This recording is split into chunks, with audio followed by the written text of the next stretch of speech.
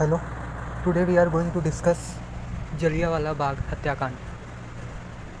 जैसा कि आप सभी जानते ही हैं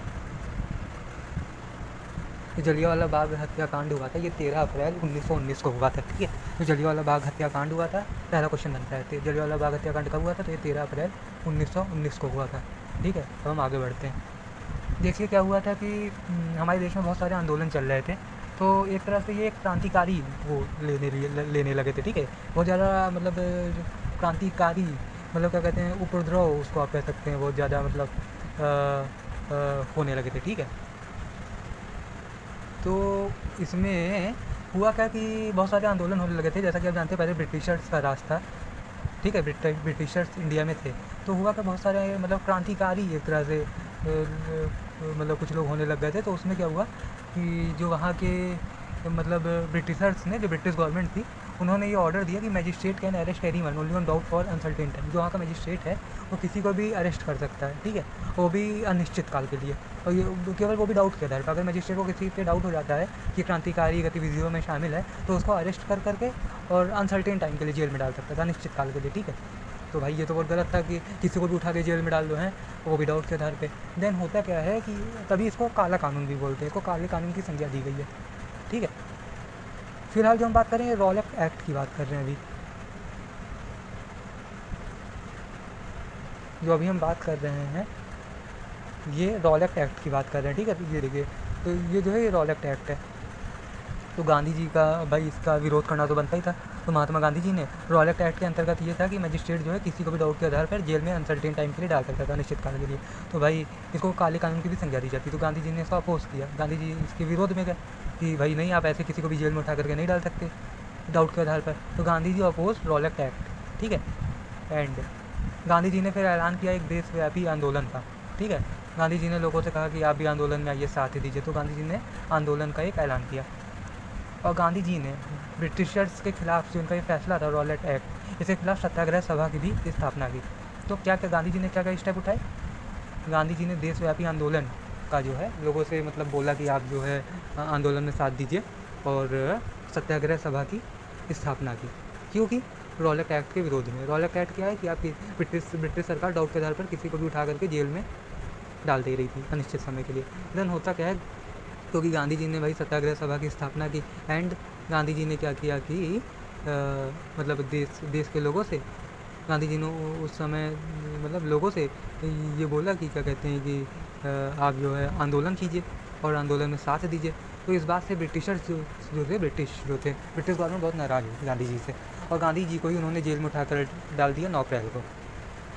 9 अप्रैल को गांधी जी को जेल में डाल दिया जाता है। ठीक है, तो गांधी जी को 9 अप्रैल को जेल में डाल दिया जाता है। देखो, महात्मा गांधी अरेस्टेड ऑन 9 अप्रैल। तो क्वेश्चन बनता है कि गांधी जी रॉलेट एक्ट के तहत कब गिरफ्तार हुए? तो 9 अप्रैल को।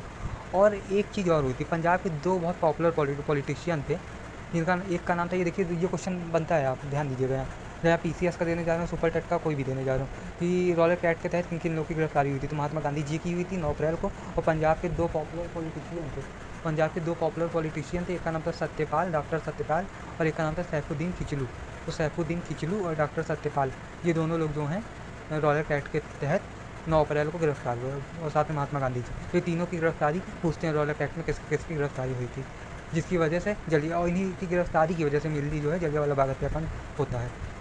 तो इन लोगों के मतलब जो इन लोगों का अरेस्ट हुआ था, जो पंजाब के डॉक्टर सत्यपाल थे और सैफुद्दीन खिचलू, इनकी गिरफ्तारी के जो विरोध में जो है 13 अप्रैल 1919 को, बैसाखी का दिन था वो, 13 अप्रैल 1919 तारीख थी उस दिन, 13 अप्रैल 1919 दिन था, मतलब वो 13 अप्रैल 1919। ठीक है, और दिन था वो बैसाखी का।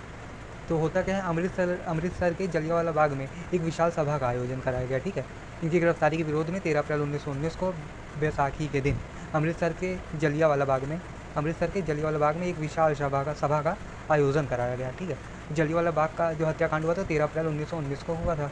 तो सभा का आयोजन जब हुआ, तो जनरल ये जो था, ये उस समय जो है कि जनरल डायर के जो है ऑर्डर के खिलाफ था।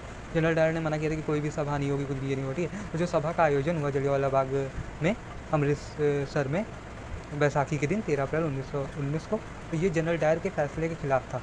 और जनरल डायर को ये बात बहुत बुरी लगी कि देखो, मैंने मना किया, तब भी ये लोग सभा का आयोजन कर रहे हैं।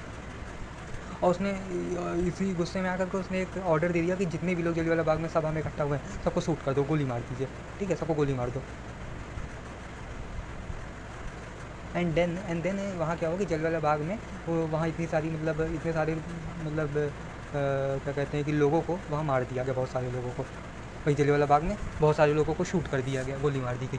तो इसमें क्या होता है कि जो रिकॉर्ड के अनुसार 379 लोग मारे गए थे। अगर रिकॉर्ड है, ब्रिटिश गवर्नमेंट जो रिकॉर्ड प्रस्तुत करती है उसके हिसाब से 379 लोग मारे गए, बट इन एक्चुअल रियलिटी में बहुत सारे लोग मारे गए। जैसे आप लगा लीजिए अंदाज़ा कितने लोग मारे होंगे, गए होंगे, जब मतलब लगातार गोलियाँ चल रही हैं नॉन स्टॉप, ठीक है। तो ये सब देख करके गांधी जी ने कहा कि जलियांवाला बाग में इतने सारे लोग मार दिए गए, कहीं मतलब और भी लोग ना मारे जाएं, और क्या कहते हैं कि लोगों की जान को क्योंकि खतरा था। तो ये सब देखते हुए जो गांधी जी ने आंदोलन चलाया था रॉलेट एक्ट के खिलाफ, तो उसको वापस ले लिया, वापस ले लेने का अनाउंस कर दिया कि मैं अपना जो आंदोलन है उसको वापस लेता हूँ। कब? 18 अप्रैल को गांधी जी ने अनाउंस कर दिया मैं अपना आंदोलन वापस लेता हूँ। और ये जो मतलब जलियांवाला बाग जो हत्याकांड हुआ था 13 अप्रैल 1919 को जनरल डायर के द्वारा जो गोली चलवाई गई थी सभा को, जितने भी लोग थे, तो इसके अगेंस्ट में क्या होता है? रविंद्रनाथ टैगोर, क्वेश्चन बनता है आपका, रविंद्रनाथ टैगोर ने अभी नाइट की उपाधि ब्रिटिश गवर्नमेंट को वापस कर दी। तो क्वेश्चन बनता है कि किसने, रविंद्रनाथ टैगोर ने कौन सी उपाधि वापस की? तो नाइट की उपाधि। किसको? ब्रिटिश गवर्नमेंट को। क्यों? जलियांवाला बाग हत्याकांड के विरोध में। जलियांवाला बाग हत्याकांड के विरोध में रविंद्रनाथ टैगोर जी ने नाइट उपाधि अपनी ब्रिटिश गवर्नमेंट को वापस कर दिया, ठीक है। ये क्वेश्चन बनता है, इसको ध्यान रखिएगा आप लोग। और फिर एक क्वेश्चन बनता है कि for inspection of Jallianwala Bagh हत्याकांड कांग्रेस ने जो है एक सभा का आयोजन कराया। तो ये क्वेश्चन बनेगा कि किसने जो है जलियांवाला बाग हत्याकांड के इंस्पेक्शन के लिए मतलब सभा का आयोजन किया था? तो वो कांग्रेस ने किया था। अब इसमें पूछा जाएगा कौन कौन से मेंबर थे इसमें शामिल थे। तो इसमें जो मेन थे वो मदन मोहन मालवीय थे। जो कांग्रेस ने जलियांवाला बाग हत्याकांड की जांच के लिए एक सभा का आयोजन किया, तो उसमें मदन मोहन मालवीय जी जो थे वो मेन थे। और बाकी जिसके अन्य मेंबर थे वो थे मोतीलाल नेहरू, महात्मा गांधी जी, CR दास, तैयब जी, जयकार, ETC। तो ये लोग मेन थे। मदन मोहन मालवीय जो है उसमें मेन थे, एकदम प्रमुख थे। मोतीलाल नेहरू अन्य मेंबर, महात्मा गांधी जी, CR दास, तैयब जी, जयकार, ठीक है। तो क्वेश्चन बनता है कि कांग्रेस द्वारा जो इलेक्ट किया गया थे सभा के मेंबर्स को, उसमें कौन प्रमुख था, कौन कौन मेंबर्स थे? तो ये क्वेश्चन आपसे पूछ सकते हैं, चाहे आप स्टेट PCS देने जा रहे हो, इवन UPSC तक में ये क्वेश्चन पूछते हैं, एंड सुपर टेट में तो पूछ ही सकते हैं, ठीक है। आगे बढ़ते हैं। तो जलियांवाला बाग जो हत्याकांड हुआ था, इसमें ब्रिटिश, सवाल उठता है ब्रिटिश ने भी तो कुछ किया होगा इसमें, तो ब्रिटिश की भी तो जिम्मेदारी थी, इसकी गवर्नमेंट थी। तो उसने क्या किया, एक हंटर आयोग का आयोजन किया, उसने जो है हंटर आयोग बनाया। तो ब्रिटिश ने क्या किया, मतलब इसकी जलियांवाला बाग हत्याकांड के इंस्पेक्शन के लिए हंटर आयोग का गठन किया, ठीक है, जिसमें 3 इंडियन शामिल थे। तो पूछेगा कि जलियांवाला बाग हत्याकांड के इंस्पेक्शन के लिए ब्रिटिश ने क्या स्टेप उठाए? तो ब्रिटिश ने हंटर आयोग का गठन किया, ठीक है, हंटर आयोग बनाया, जिसमें 3 इंडियंस भी शामिल थे, जो थे चिमनलाल सीतलवाड़। ये क्वेश्चन बनता है हंटर आयोग में कौन से 3 इंडियन मेंबर शामिल थे? तो चिमनलाल सीतलवाड़, सुल्तान अहमद एंड जगत नारायण।